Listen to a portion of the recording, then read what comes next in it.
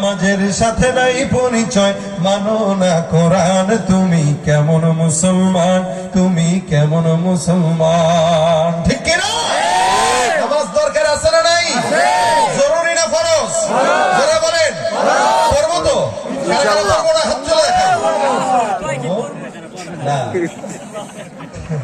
আচ্ছা, তাহলে ঠিক নাই আর কি, আবেগে করে দিচ্ছেন। পড়বো কারা কারা, হাত তুলে।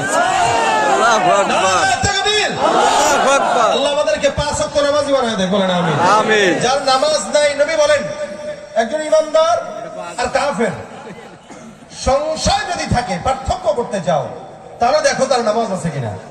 ইমানদার নামাজের আযান দেওয়ার সাথে সাথে মসজিদে ঢুকে, আর বেঈমান নামাজের সময় বাইরে দাঁড়া সিগারেট টানে। রাসূল বলেন নামাজ ইমানদার আর কাফেরের ভিতরে পার্থক্যকারী। সুতরাং যার নামাজ আছে তার ঈমান আছে, যার নামাজ নাই তার কি নাই? ঈমান নাই। এর কিছু নাই। অনেকে কয় আমি তো দলের